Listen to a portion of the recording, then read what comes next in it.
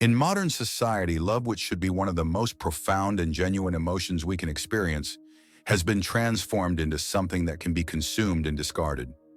Once upon a time, love could shake empires. Now it struggles to hold your attention for more than 30 seconds. We've reduced it, this vast, soul-bending force, to a swipe, a spark, a text that goes unanswered. Love used to be a fire. Now it's a notification. And here's the wild part.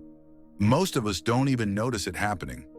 We're living through the slow extinction of deep emotional connection, but because it's dressed up in convenience, we call it progress. Psychologist and philosopher Erich Fromm saw this coming decades ago. In The Art of Loving, he warned us, love is becoming a commodity, something you buy, trade, toss. We've turned the most intimate human experience into a transaction.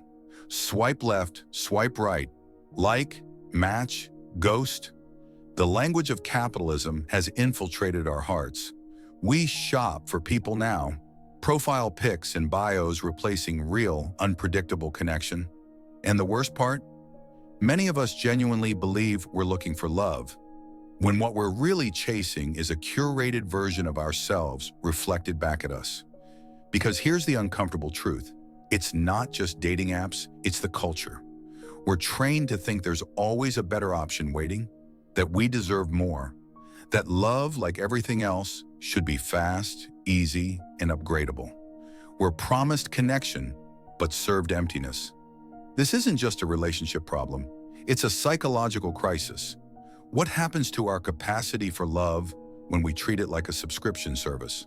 When we measure connection in likes, timing, and algorithms instead of depth, patience, and vulnerability. Zygmunt Bauman called this liquid love, a world where relationships are no longer built to last, but to flow, quickly, easily, away. Solid bonds are old-fashioned. Stability, too demanding. In the age of endless scrolling, permanence looks like a trap. So we float, from match to match, fling to fling. Never fully landing, never fully leaving. We are terrified of being alone, but even more terrified of being known. Think about it. How many people have you met who seem to have it all together until real intimacy enters the room? Vulnerability makes them flinch. Commitment makes them run. But novelty, that they chase like a drug. Modern love is haunted by escape routes. We keep one foot out the door just in case. Relationships come with exit strategies now. Just a text away from disappearing. How can trust grow in soil that's shallow? We are addicted to the idea of love, but allergic to the work it demands. Deep connection doesn't fit neatly into our fast-paced, convenience-obsessed culture. You can't binge-watch your way into intimacy. You have to sit in silence with someone and hear their real story, their fears, their childhood, their trauma. And that's not sexy. That's not Instagrammable. But it's real. There's a line we rarely cross in modern dating. The line where the mask slips and we stop performing. That moment when someone sees your worst day and chooses you anyway. That's love. That's the stuff that lasts. But it takes time, effort, and often a level of emotional discomfort we're trained to avoid. Carl Jung, the pioneer of the unconscious mind, understood how deep this goes. He believed most of us don't fall in love with other people. We fall in love with our projections, an idealized image we've built from fragments of our past. We don't see the person. We see a mirror of our unmet needs. It's not their soul we're drawn to. It's the echo of an unresolved childhood, the parent who was distant, the love we never got. And so we chase people who feel familiar, not because they're right, but because our inner child is still trying to fix what was broken. How many of your past relationships felt magnetic, even obsessive, until they collapsed under their own weight? That wasn't fate. That was a trauma loop. Jung would call it your shadow doing the choosing. The hardest question you may ever ask yourself is this: am I really in love with them? Or am I just trying to heal through them? And until you know the answer, love will keep slipping through your fingers. You'll think it's bad luck, bad timing, or bad people. But the truth will be something far more intimate.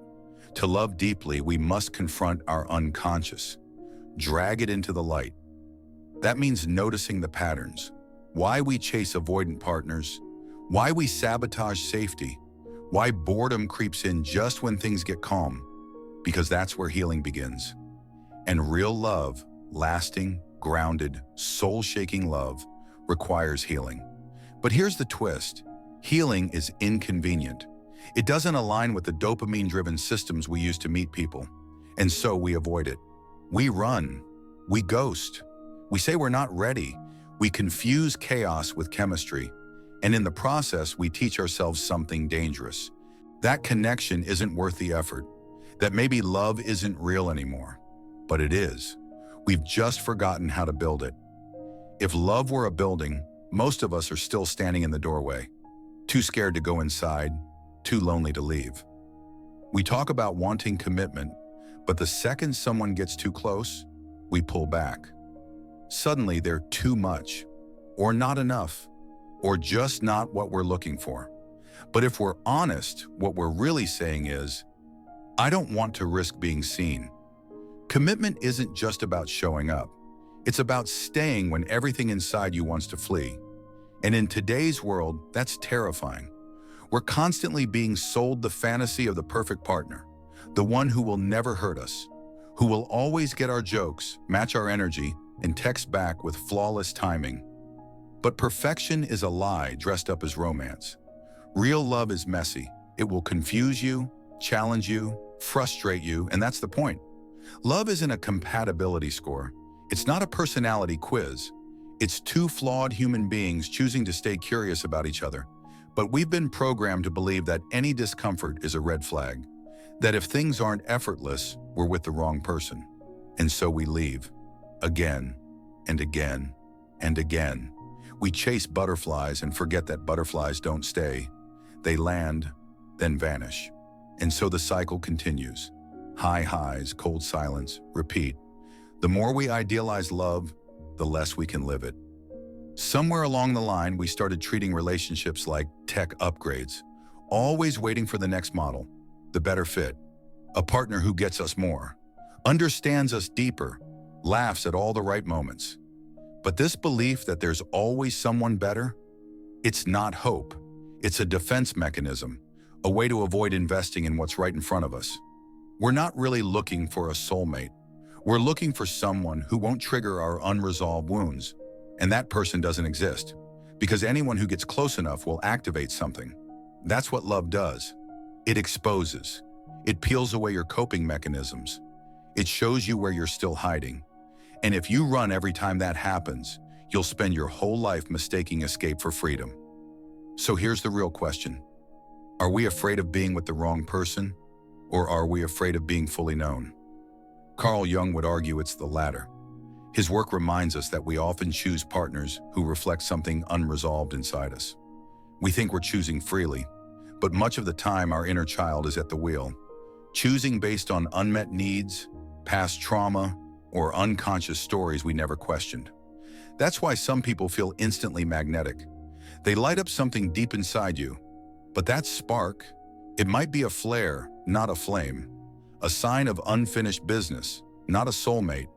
To grow past this, we need brutal self-awareness, not in a self-help way, but in a real psychological way. We have to ask, what patterns am I repeating? What does my attraction say about me? And what am I trying to fix through this person? Because here's the truth, you can't heal your past by dating it. The more we chase familiar dysfunction, the more we suffer. And every failed relationship becomes proof of the lie we believed all along, that love just isn't meant for us. But love isn't the problem. Our map of love is. And modern culture isn't helping. We're living in a world where we are more connected than ever, but also more detached. We can talk to hundreds of people in a day and still feel like no one really sees us. We post our best moments and hide our loneliness behind filters. We measure love in likes and watch each other's lives unfold from the distance of a screen. And somewhere along the way, the idea of showing up fully, messy, honest, and unfiltered started to feel dangerous. But connection can't survive without exposure. You can't build intimacy if you're always performing. The irony? Everyone's performing. Everyone's afraid. But we keep pretending we're fine because vulnerability feels like weakness. And that lie is killing our chances at real love. You can have the best match in the world, aligned values, great communication, physical chemistry, but if neither of you feels safe to be fully seen, it won't matter. Because love isn't built in perfection. It's built in the places where we stumble, admit we're scared, and choose each other anyway. That's the revolution no one talks about, staying. In a culture that celebrates exit strategies, staying is rebellious.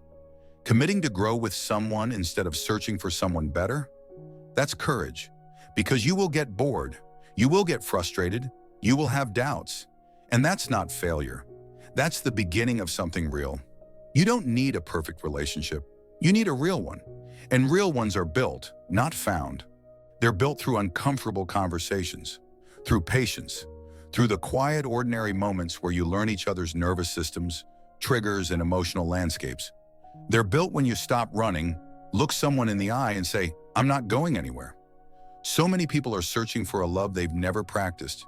They want the depth without the digging, the passion without the risk, the closeness without the pain. But if you're not willing to be cracked open, love will never pour in. So what do? How do we unlearn a culture that taught us to chase perfection, fear vulnerability, and treat love like a limited time offer? It starts with reclaiming something that doesn't get talked about enough. Emotional responsibility. Not responsibility for other people's emotions, but for our own. We have to own our triggers, our baggage, our walls. That voice in our head that tells us to run the second something feels too real. Because love doesn't just test our capacity to feel, it tests our capacity to face ourselves. If you're afraid of being seen, you'll attract people who stay surface level. If you're terrified of rejection, you'll settle for almost relationships where you're never fully in or out. If you're obsessed with control, you'll find partners who constantly make you feel powerless. The world doesn't give you what you ask for. It gives you what you're prepared to handle. So the work begins inside. Learning to be okay with imperfection, with uncertainty, with someone seeing you in the raw places you usually hide, and even harder, seeing them and staying. That's the kind of love we're starving for. Not the kind that explodes, but the kind that stays lit, that burns slow, that grows roots, but it doesn't show up on a screen. It doesn't come with guarantees. It comes when you're willing to lean into the risk, when you stop asking who's perfect for me and start asking who's willing with me. Because love is less about finding the right person and more about becoming someone who's ready. Imagine this. A couple sits in their kitchen at midnight. The dishes are still in the sink. They're exhausted. Maybe they argued earlier. But they're here. They're not smiling for a camera. They're not posting quotes about healing. They're just sitting together, silent, present, real. That's what love looks like after the filters fall away. It's not flashy, it's not poetic, but it's sacred. Two people choosing each other, even when it's hard, especially when it's hard. This is the kind of love that doesn't sell products. It doesn't trend, but it's the only kind that lasts. And the secret is, it's not rare. It's just buried beneath 1,000 distractions, buried under fear, performance, endless scrolling, and a culture that keeps telling you you're never enough, that there's always something or someone better. But love doesn't care about your algorithm. Love shows up in silence, in discomfort, in showing up over and over when it would be easier to shut down. Love is presence, not performance. And if you want to feel it, really feel it, you have to stop chasing the dream and start building the reality. That means getting honest about your patterns, forgiving yourself for the ways you've sabotaged love in the past, and learning to sit in the discomfort of real connection, messy, raw, and stunning in its imperfection. You don't need another talking stage. You need a conversation that never ends. You don't need someone who checks all the boxes. You need someone who shows up when the list gets thrown away. You don't need more validation. You need someone who sees you without your mask and says, "I'm still here." Because in the end, The most intimate thing we can do is stay, and you deserve that kind of love. But first, you have to believe it exists. Then you have to be it. Let love be messy. Let it challenge you. Let it break the shell you've lived in for too long. Because behind that shell is someone worth loving, not for their perfection, but for their courage to keep trying. So maybe the goal isn't to find love that feels perfect. Maybe the goal is to find love that feels like home, one where you can put your armor down, one where being known doesn't feel like a threat, but like a return. And if that scares you, good. That means it matters. This is where the work begins. Love harder, love slower, love real. And if this message hits something inside you, don't just keep scrolling. Sit with it, share it, talk about it, break the pattern. Because if we all did that, if even a fraction of us chose presence over perfection, we'd change the world. One honest connection at a time. If this video spoke to you, and you're hungry for more conversations that challenge your thinking and expand your understanding of what love really means, stick around, subscribe, turn on notifications, join this community. We're not here for fluff, we're here for truth. And every single day, we're unpacking the psychology of love, connection, and the inner worlds that shape our outer lives. This isn't just a channel, it's a movement, and it begins with you. See you in the next one.